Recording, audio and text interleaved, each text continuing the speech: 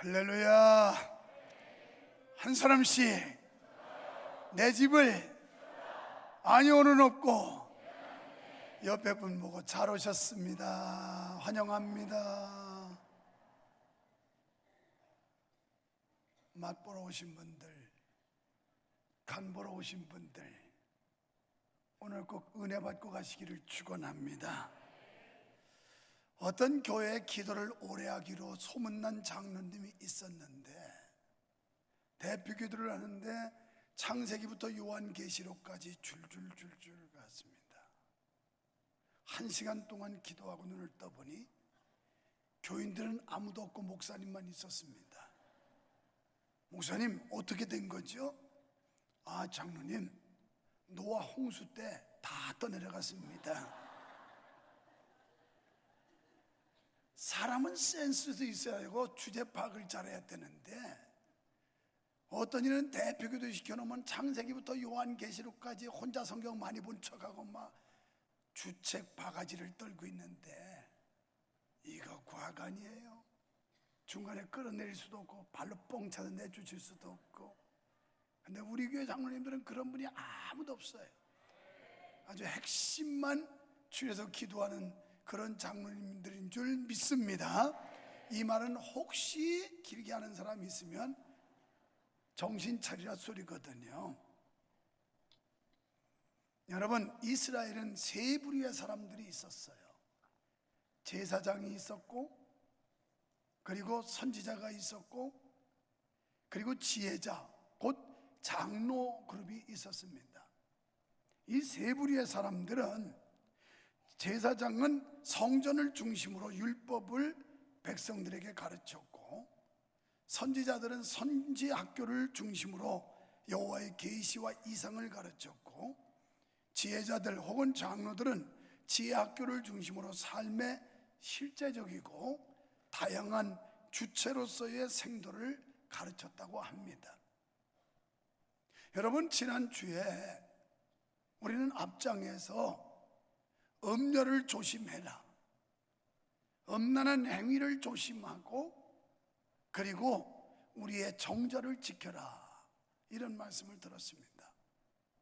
오늘 본문에 오면서 6장에서는 지혜자가 참으로 주의하고 경계해야 될 삶의 자세를 가르쳐주고 있는데요, 여러분, 솔로몬은 특별히 지혜자가 피해야 할 것들, 뭘 피해야 되는지에 대해서 말씀을 하고 있어요. 그 중에 첫 번째로 1절로 5절에 보면 남의 보증 쓰는 걸 피하라. 1절에 담보를 제공한다든지 보증을 섞어들랑 빨리 눈을 번쩍 뜨고 가서 그 사람한테 사정해서 그것을 빼라, 이런 얘기들이에요.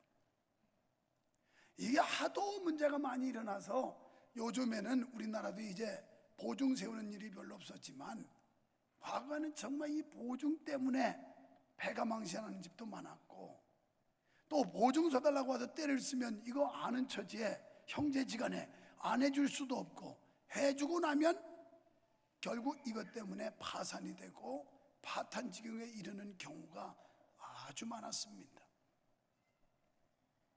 그래서 우리 속담에 보증 쓰는 자식은 낳지도 말아라, 이런 얘기가 있을 정도로 남의 빚 보증 쓰는 거 이렇게 위험스러움도 있고 부담도 있고 문제가 많다는 이런 얘기죠.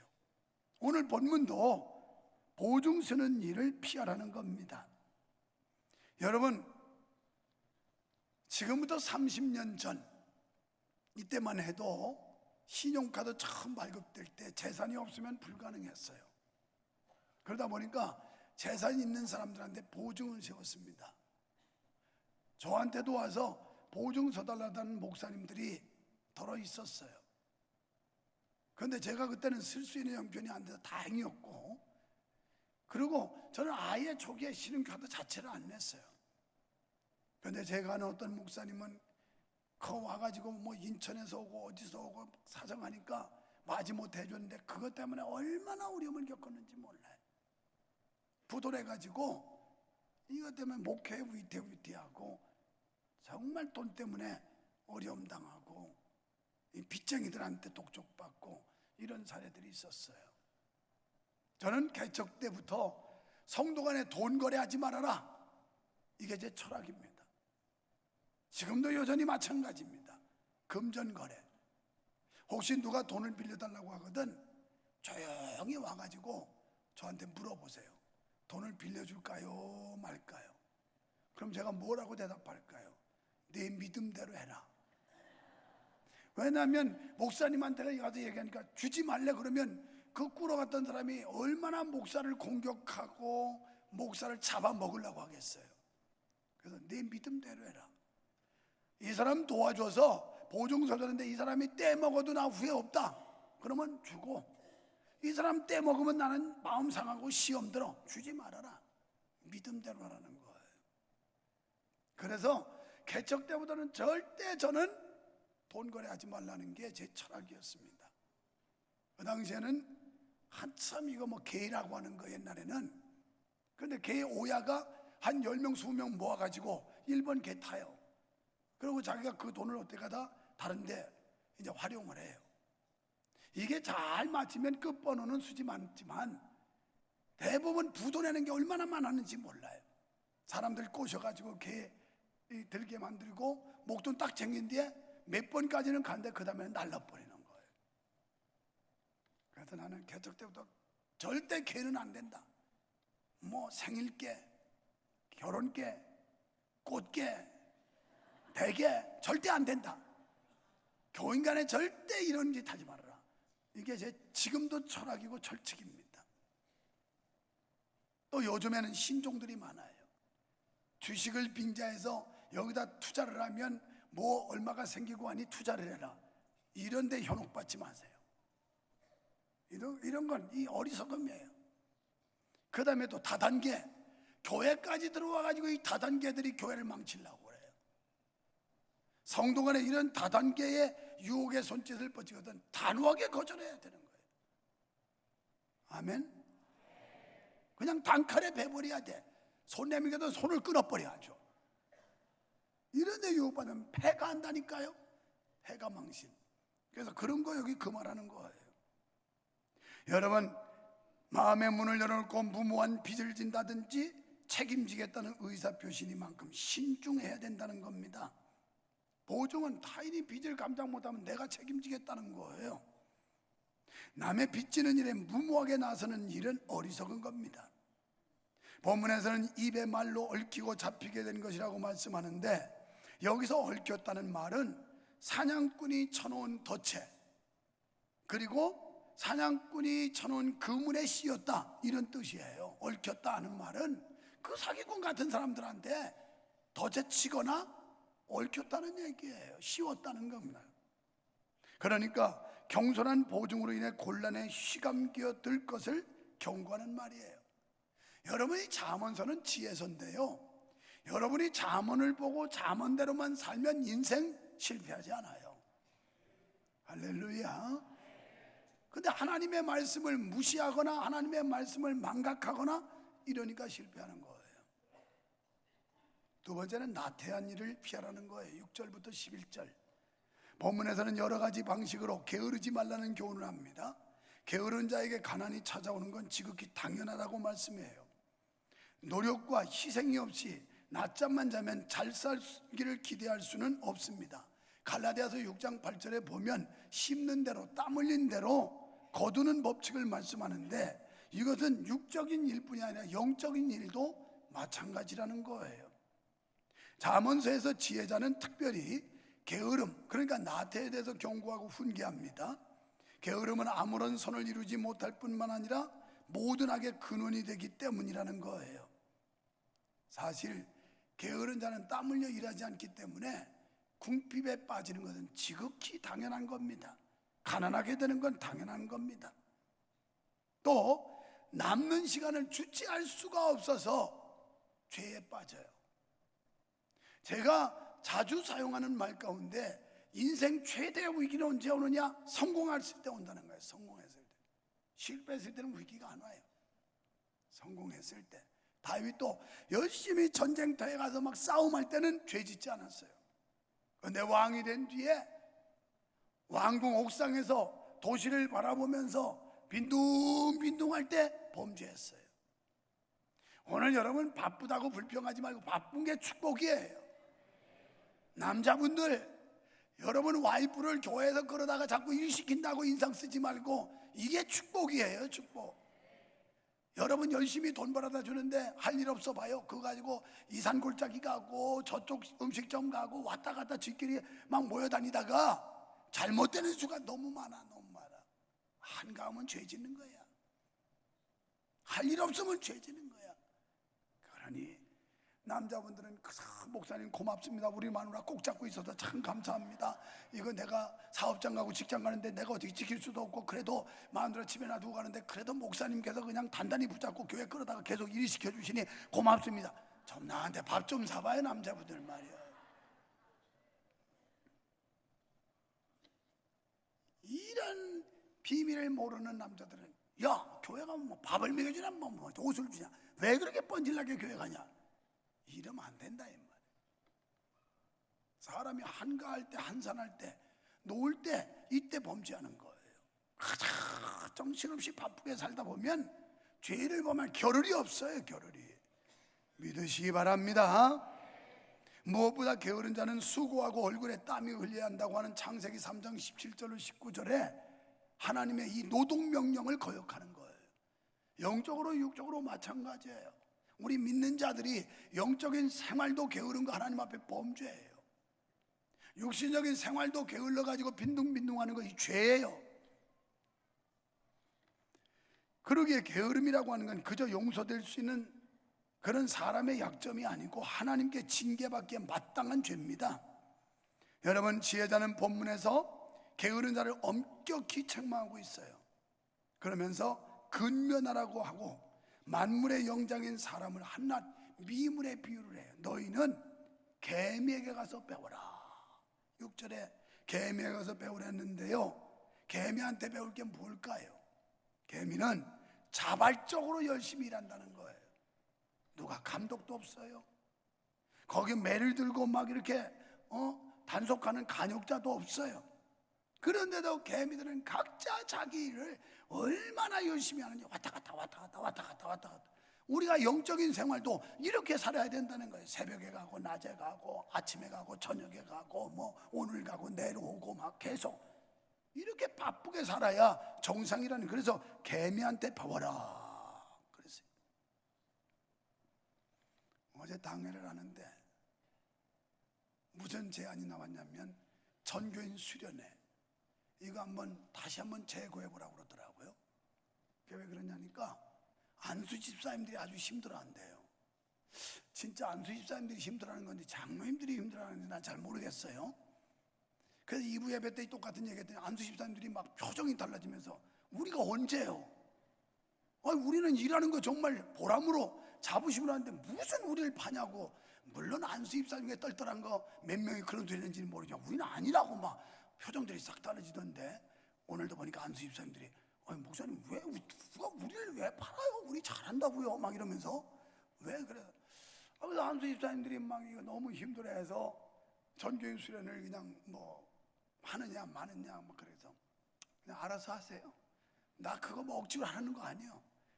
내가 무슨 교회에서 그 천수백만 원씩 들여가지고 그 1박 2일 행사를 그렇게 돈을 들여가면서 인상 쓰고 하는데 뭐 할 필요 있겠냐고. 아이고 하지 말라고.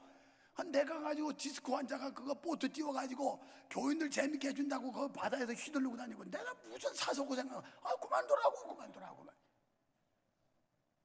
그래도 오늘 공을 장로님한테 던져놨어요. 알아서 의논해서 결정하라고. 그거 결정된 대로 하겠다고. 내가 그랬더니 안수 집사님들이 막 눈이 동그래져가지고 그게 아닌데 어떤 놈이 그런 소리를 했지 그 안수 집사 그 새끼 그거 한번 잡아야 되겠다 이거 막 그러면서 굉장히 불쾌한 표정을 짓더라고요. 여러분 좋게 생각하면 1년에 단 한 번이야. 그게 매일 하는 것도 아니고 매주 하는 것도 아니고 매달 하는 것도 아니고 1년에 단 한 차례 여름 수련회 가서 새로운 가족들과 같이 가서 어우러지면서 공동체 이 팀워크를 조성하고 분위기를 조성하고 명성교회 하나라고 하는 일체감을 갖고 하는 행사인데 세상에 그거 좀 하는 게 힘들어가지고 인상을 빡빡 쓴다는 거예요. 유관욱 안수 집사님 아니죠? 여기 뭐 안수 집사님이 그랬다면 그 사람은 장로는 꿈도 꾸지도 마라. 여러분, 교회 모든 직분은 이게 군림하는 직이 아니에요. 믿으시기 바랍니다. 목사인 저부터 목사도 군림하는 자리가 아니라 섬기는 자리예요. 섬기는 자리. 내가 그래서 아이나 청년이나 어린이나 섬기니까 나를 얼마나 좋아하는지. 그래가지고 필리핀이라는 나라는 내가 뭐 끝까지 그 이웃집이잖아요. 뭐 소당 수시로 들어댔잖아요. 그래서 어떤 팀들 가는데 내가 다 준비해서 보내줄 테니 거기 가면 강중희 선교사가 아주 코스대로 잘 안내를 할 테니 가라고 그랬더니, 목사님 그런 의미가 없지요 그러는 거예요. 그래서 무슨 의미요? 저희들은 목사님과 함께 간다는데 의미를 크게 두는 거지, 목사님 안 가시면 의미가 없다고 호산나가 또 그러는 거예요. 그래서 내가 그렇게 좋냐니까 좋대요. 나 인기가 괜찮은 사람이에요. 청년들, 이 홀리워십 하는 친구들, 야, 목사님은 필리핀은 그냥 집주나들이 왔다 갔대. 그러니까 너희들끼리 가야 돼. 목사님, 저희들 싫으세요? 아니 왜 저희들 인도 안 해주고 목사님 안 가시려고 그래요? 이러는 거예요. 그래서 아니 너 내가 얼마나 좋아하는데 그런데 왜 안 가세요? 목사님 안 가시면 의미가 없어요. 이 정도야. 아까 카페에서는 조그마한 어린애가 악수하러 카페를 쫓아다니면서 나를 쫓아다니는 거예요. 그냥 민철웅 집사 아들이 쬐끄만 애가 손이라고 다니면서 크게 2살이나 먹었나 그러는데 목사한테 악수하겠다고. 여러분, 이게 뭘까요? 어른이나 아이나 섬겨주니까 좋아하지, 거기다 군림하고 무게 잡고 목에 힘이나 주고 그러면 누가 좋아하겠어요? 장로님도 권사님도 안수집사님도 다 섬기는 사람들이야. 섬기는 사람들. 개미처럼 열심히 섬겨야 돼요. 할렐루야. 그래야 교회 꼴이 되는 거지. 아유, 나는 그런 거 하기 싫다고. 그래서 왜 그러냐니까 숙소가 불편하대. 너무 많이 넣어준다고. 그렇게 불편하시거들랑, 그렇게 돈 많으시더걸랑, 그 해변에 펜션 내가 많이 지어놨으니까 돈 내고 주무세요. 거기 걱정하지 말고 거기서 편안히 가족끼리 자거든 지내고 싶대요. 가족끼리 주무세요. 안 말려요. 무슨 그렇게 불만이 많은지. 우리 교회가 비교적 잘 움직이고 순종 잘하는 편인데 이 정도라면 이거 말 안 듣는 교회는 오죽하겠어요. 내가 어제 보면서 이야, 우리 교회가 이 정도로 이제 흐름이 간다면 다른 교회는 오죽하겠나. 안 그래도 지난주에 어떤 목사님이 그러더라고. 자기네는 식당도 다 외주 줬대. 외주. 이거 교회가 이렇게 야박해서 되겠어요? 그렇게 일하기 싫어서 되겠어요? 일하는데 보람이 있고요, 남을 섬겨보는데 기쁨이 있는 거예요. 할렐루야. 그래서 오늘 안수 집사님들끼리 모여가지고 도대체 그놈 누구야? 어떤 새끼가 그런 쓸데없는 소리 하기 싫으면 저는 가만히 있지 말이야. 왜 초치고 그런 소리 하는 거야? 막 이래서 잡아요. 그놈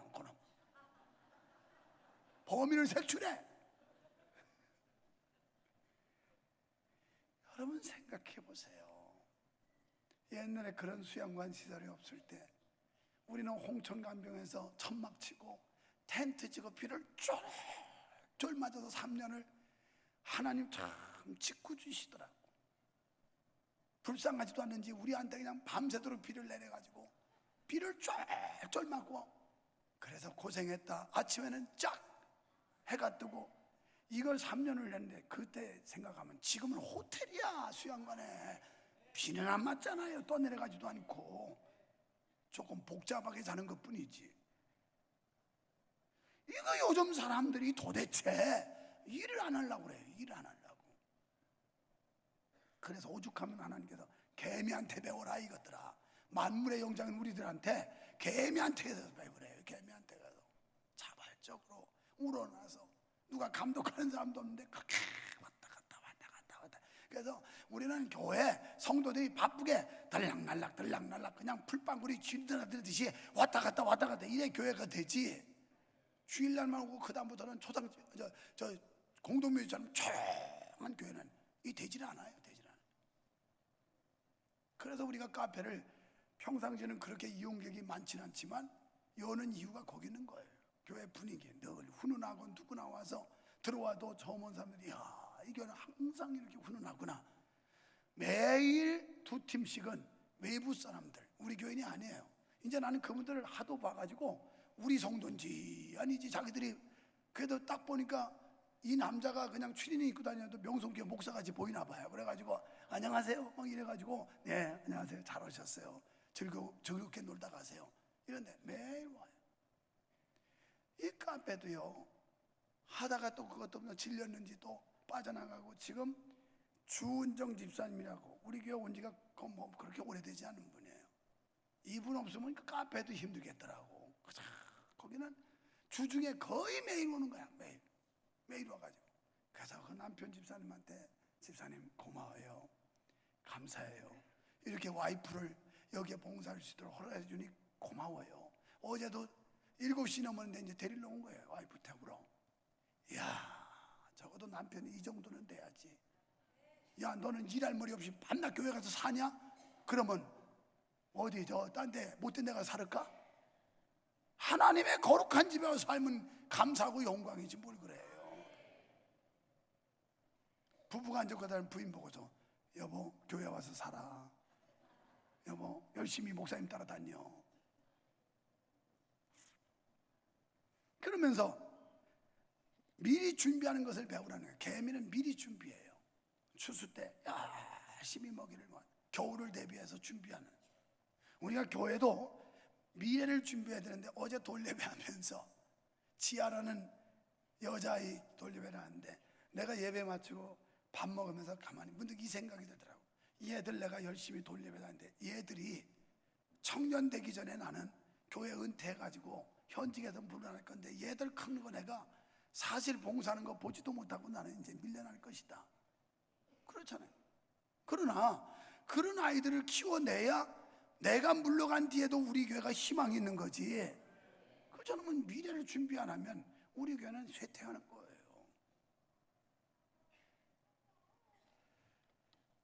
이게 이소부화에 나오는 개미와 배짱이 아니에요. 다른 사람들은 열심히 일하는데 개미는 막 열심히 모았는데 배짱이는 띠리리 띠리리 하고 노래만 부르고 있었어요. 그래서 겨울이 왔어요. 춥고 먹잇감도 없고 그러니까 개미 집에 가서 거지 노릇하고 구걸하러 갔어요. 저 먹을 거 좀 달라. 안 준다고. 너 내가 열심히 일할 때는 노래만 부르고 있었지. 그러니까 먹을 거 없는 게 당연해. 그래서 구박받잖아요.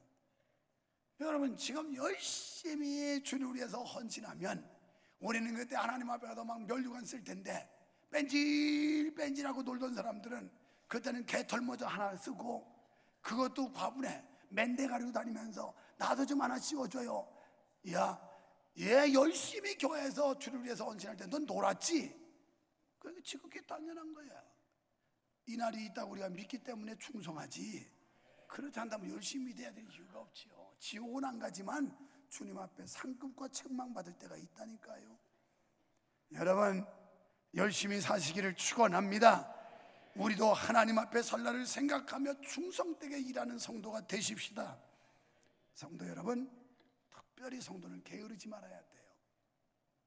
제가 잘하는 거 다 없는데 한 가지 있다면 부지런한 거 하나는 있어요. 이게 하여튼 어릴 때부터 몸에 뱄어요. 우리 아버님은 3시면 일어나요. 3시 일어나서 곰방대에다 담배 눌러가지고 뻐끔뻐끔 요새 같으면 방에서 못 피우고 쫓겨났을 텐데 그때는 뭐 그런 게 없으니까 우리가 어릴 때부터 하여튼 담배 연기를 얼마나 많이 마셨는지 뻐끔뻐끔 피시고 한 대 피면 그때부터 나가서 걸음치게 지고 나가시고 똥장군 지고 나가가지고 일하기 시작하는 거예요. 그래서 그때부터 우리는 교회도 안 다니는데 하나님이 그때부터 트레이닝을 시켰어. 새벽 기도하는 법 일찍 일어나라고. 게으르면 새벽 기도도 못 한다니까. 부지런해야지. 목회는 부지런해야지. 게으르면 목사도 안 돼요. 목사도 안 돼. 그럼 뭐 어디 가세요? 목사가 되지. 목사 열심히 먹는 것만 그냥 이 집 저 집 맛집만 쫓아다니면서 뭐가 맛있나 하고. 저 별로 비싼 거 사줄 생각하지 마요. 또 사줄 생각도 하지 마요. 저 밥 사준다고 그래도요, 신방 가는데도 수요일날 예배 마치면 신방 전에 식사 대접하더라도 됐다고. 그냥 나 교회 식당에서 밥 한 숟갈 먹는 거 제일 행복하다고. 그냥 밥 한 숟갈은 배부른데 뭐가 식당 가가지고 뭐 갖추고 뭐 저거. 아유 피곤해. 반찬 너무 많으면 뭘 먹을까 고민해야 돼. 내가 이걸 먹어야 되나 이걸 먹어야 되나 어떻게 먹어야 되나. 막 골 때려요, 골 때려. 참, 우리 서성자 여사는 남편 잘 만났어요. 감사하는지 모르겠어요, 솔직히. 음식 솜씨도 별로 없는데 만약 까다로운 남편 만났으면 밤낮 싸울 거예요. 이걸 음식이라고 한 거냐, 이 옆에야 이게 뭐냐 막 이러면서 지랄하면 얼마나 짜증나겠어요. 그런데 나는 여보 많이 할 필요 없어. 그러니까 이거 밥 한 숟갈 먹는 거 반찬 많으면 골치 아파. 뭘 먹을지 판단하려면 이게 힘들어. 내가 못하게 한다니까. 그래도 목사님 그래도 첫 번째 신방인데 식사 좋은데 대접하겠어요. 그래서 오고 가는 현찰 속에 밝아오는 우리 사이니까 현찰로 주면 더 감사하겠다고 그래도 아무도 현찰을 안 주더라고. 나는 혹시나 밥을 안 먹었으니까 밥값을 좀 줄라나 했더니 안 주더라고. 그러니까 먹는 게 남는 거지 안 먹으면 생기는 게 없더라니까. 여러분 그런 데 관심 가지면 안 돼요. 그런 게 중요한 게 그 세상적인 거 이런 거 가지고 여러분 불행과 행복을 판단하지 마세요. 주님 한 분으로 만족하고. 할렐루야. 그래서 사도 바울은 데살로니가후서 3장 6절로 12절에서 말세에 대해서로 성도들은 더욱 근신하여 수고하고 애써 땀 흘려 일함으로써 규모 있게 행동하라고 말씀합니다. 그리고 데살로니가서 3장 10절에 보면 놀기를 좋아하고 눕기를 좋아하는 자는 먹을 자격도 없다. 일하지 않은 자는 먹을 자격도 없대요. 그러니까 일하는 사람이 대우받고 대접받아야 된다는 거예요. 우리 어머니 여기 계신데 우리를 얼마나 어릴 때부터 아주 달달달달 볶았는지. 그냥 늦잠 자는 꼬라지를 못 보시고 혼내서 막 일으키고 새벽같이 일으켜서 우리 아버지 새벽에 모범 보이고 일어나시지. 우리 어머니 막 독촉하면서 우리를 깨우지. 그러니 아주 그때부터 새벽에 일어나는 게 몸에 뱄어. 지금 생각하니 얼마나 감사한지 몰라. 주무시지 말고 어머니 들으세요. 감사해요. 해봐야 귀가 어두워서 잘 못 들어요. 감으로만 잡는 거예요. 돌다가 갑자기 웃으면 주님 오신대? 뭐 이러고요.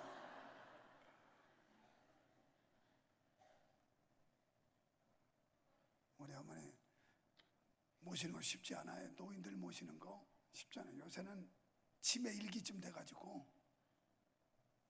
하나 우리 딸이 집에 있는데 전화 왔어요. 아빠 빨리 교회 가보시라고. 왜 그랬더니 할머니가 지금 행정실에서 버티고 있는데 난리라고 뭐 시골로 간다고 그러고 뭐 되는 거라서. 그래 와봤더니 어머니 왜 이러고 있어요? 올라가시라고. 아니 왜 이러시냐고 그랬더니 내가 이렇게 3번 접었는데 그걸 훔쳐갔어.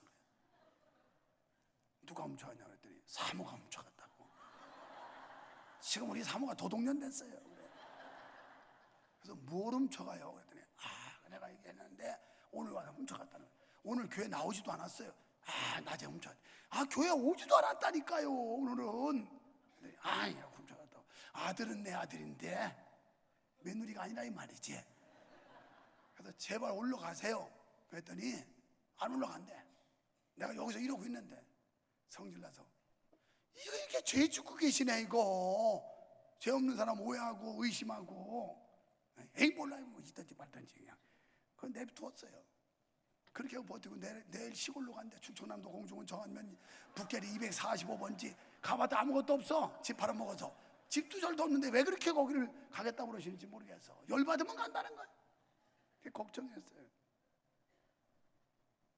그래서 그 마음 달래려고 우리 실장이 이제 우리 수양관에 같이 가는데 모시고 갔어요. 이야 풀을 뽑는다고 열심히 하더니 내가 여기서 며칠 있으면서 이걸 좀 하면 다 뽑을 것 같은데. 그래서 아이고 잘 됐어요. 여기 좀 계세요. 아니지 혼자는 아무래도 이게 좀 적적하고 못 있지. 아니 그만큼 사셨으면 되지 뭐가 겁나서 그래요. 아 이제 좀 가세요. 이제는 95년이나 사셨으면 되지 얼마나 더 사시려고 그래. 세상에 그렇게. 그래 내가 거기서 발견한 게 옛날 속담이 하나도 안 틀려. 노처녀 시집 안 간다는 거 거짓말이고 노인 죽고 싶다는 거 거짓말이야. 아니 세상에 수양관에 당신이 뭐가 두려울 게 있어요. 95세 드신 노인이. 그러니까 이거 어떤 놈이 와서 업어갈까 봐. 업어가면 좋지 뭘 그래.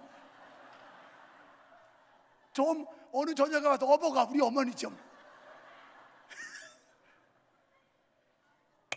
그런데 얼마나 우리를 다구치고 하여튼 부지런해야 된다 부지런해야 된다. 이게 그냥 어릴 때부터 세뇌가 되고 몸에 밴 거예요. 여러분 영적인 삶이나 육적인 삶이나 부지런해야 돼요. 부지런해야 돼요. 게으르면 안 돼요. 게으르면 할렐루야. 게으르면 안 돼요. 부지런해 복 받고 부지런해 은혜 받고 부지런해 축복 받지 게을러 터지면 되는 게 없다니까. 그래도 유 목사는 부지런한 거. 지금 시간이 많이 가니까 호산나는 벌써 홀리워시는 벌써 와서 끝날 때 아니 그거 보지도 않아? 이거 원고 다 찍어줬는데 아직 멀었어. 줄여야 되겠어요. 셋째, 하나님이 미워하는 것들을 하지 말아야 됩니다. 솔로몬은 하나님이 미워하시는 것들을 16절에서 19절까지 말씀해요. 사람들이 미워하는 것들을 예를 들어 말씀하는데 여러분 사람이 싫어하는 것들은 하나님도 싫어해요.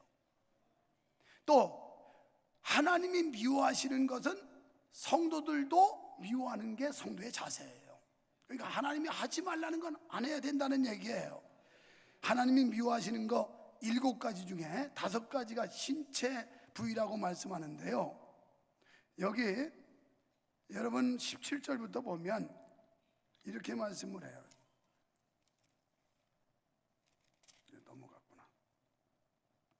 그때에 내가 이거 몇 장을 하는 거야 이게.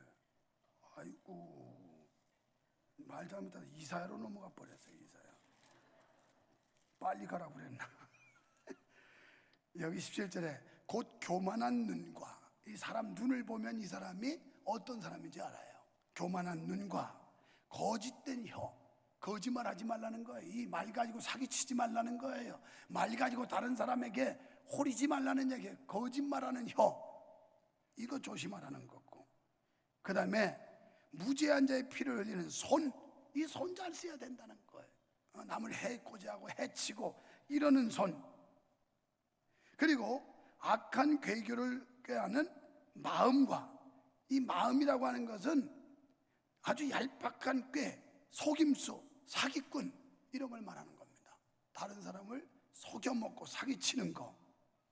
그리고 발, 이 발이라고 하는 건 빨리 악으로 달려가는 발과 우리를 자꾸 이 발이 끌고 가는 거예요. 이 죄 짓는 자리, 악한 자리 이걸 가는, 이런 것들, 이걸 미워한다는 겁니다. 또 이간자들, 두 사람 사이를 방해하고 떼어놓고 성도, 부부 이런 걸 막 이간질시켜서 갈라놓는 자들.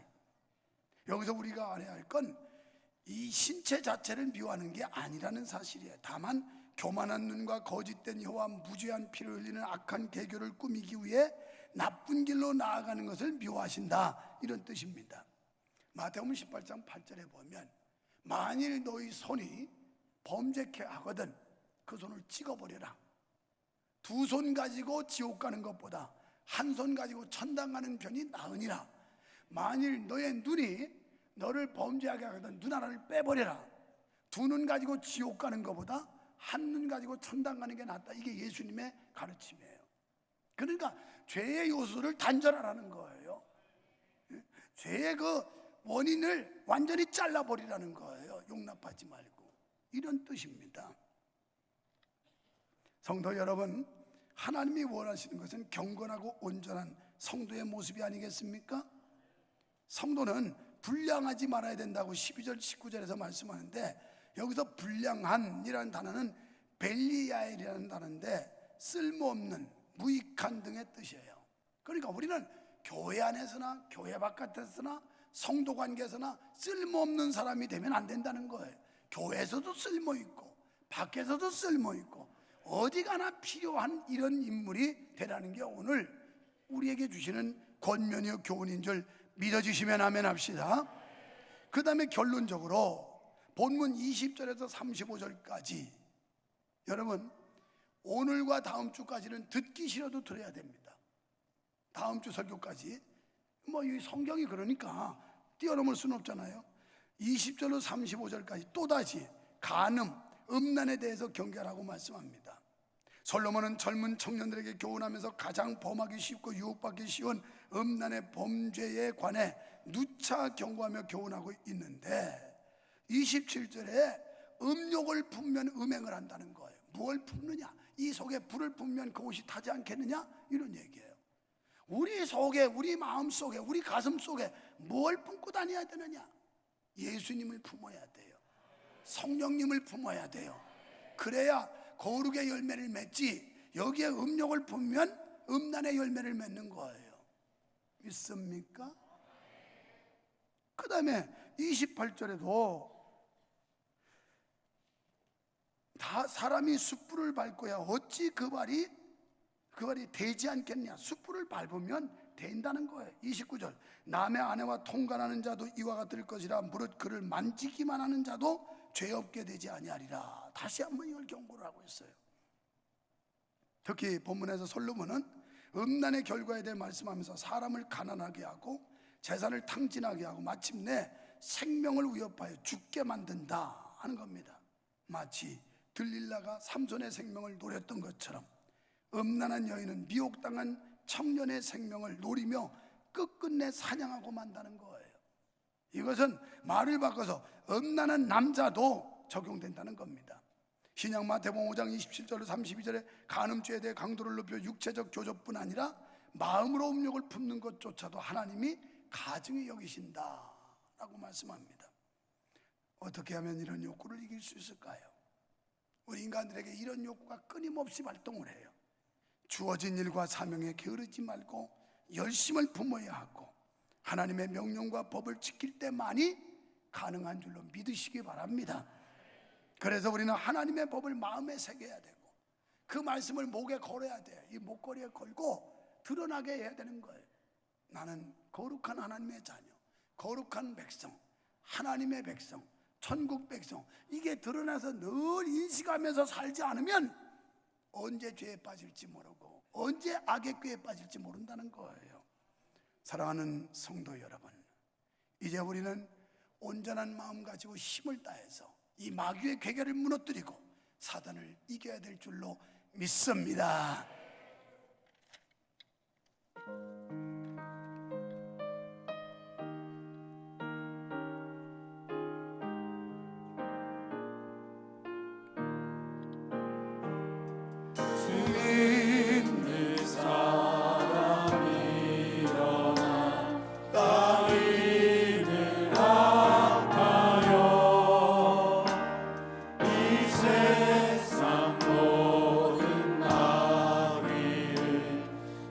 저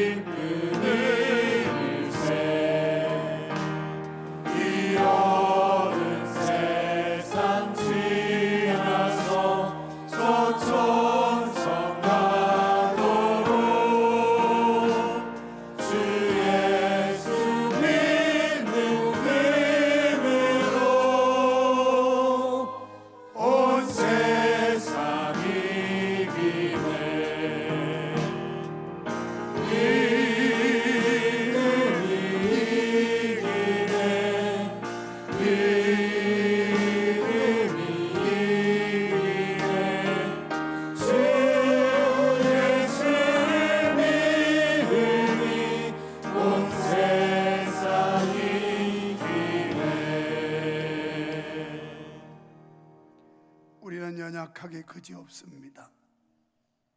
자만해서도 안 되고 오만해서도 안 되고 방심해서도 안 되는 게 우리의 삶인 줄로 압니다. 주님, 믿음이 없이는 무너질 수밖에 없고 믿음이 없이는 쓰러질 수밖에 없습니다. 우리에게 큰 믿음 주시옵소서. 견고한 신앙을 주시옵소서. 그래서 악한 원수를 이기게 하시고 환경을 뛰어넘게 하시옵시고 어떠한 도전자도 믿음으로 물리칠 수 있게 하여 주시옵소서. 믿음만이 승리의 비결인 줄로 믿습니다. 우리들 피할 걸 피하게 하시옵시며 오늘 하나님의 말씀의 가르침을 유의하여 우리 인생살이의 지혜로운 삶을 살아갈 수 있도록 은혜 베풀어 주시옵소서. 예수님 이름으로 기도하옵나이다. 아멘.